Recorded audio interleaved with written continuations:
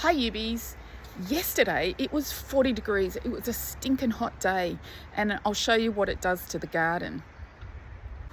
First, I'm going to tell you a little Christmas story, as it's about a week until Christmas Day.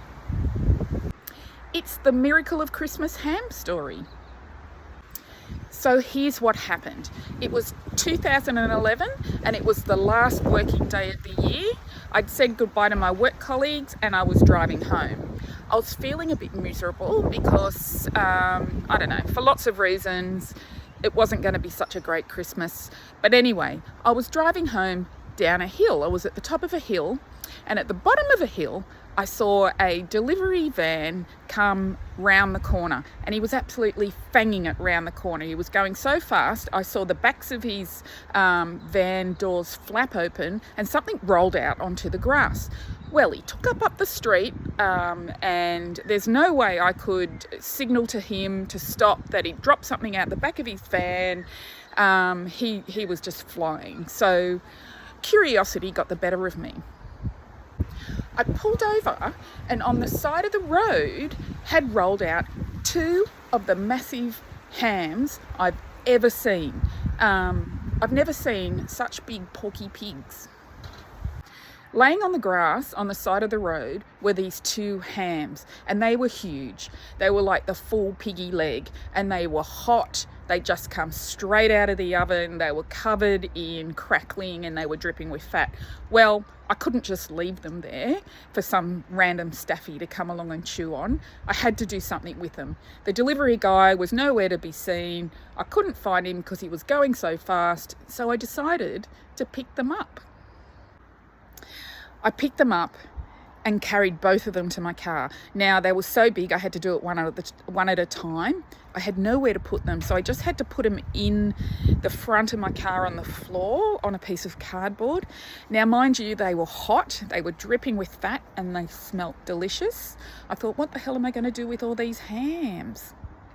So I had to pick the kids up from Mum and Dad. So I went to Mum and Dad's and I said to Dad, do you want a ham? And he said, yeah, I'll have a ham. It was so big he had to cut it in half to fit in the fridge, and he cut mine in half, and I took it home and I had a ham for Christmas, and it was delicious. Now, once my free ham was devoured over the next couple of weeks, I had the existing problem of the front section of my car where I'd put the ham on the carpet then was full of ham fat. I tried to wash it out, couldn't, and so for the next 2 years driving that car, every time I got in the car on a hot day, it smelt like hamburger. So that's my free Christmas ham story.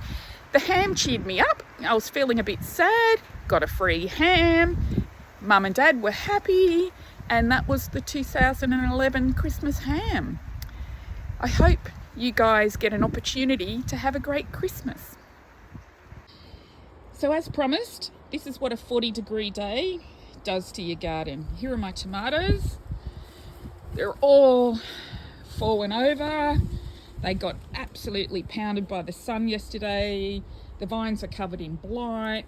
I just am waiting. They're all fallen down. They wilted despite the fact that I did water them, and they just need to have a day or two to ripen up so I can bring them all in and then pull them all out. You can see the blight on the leaves.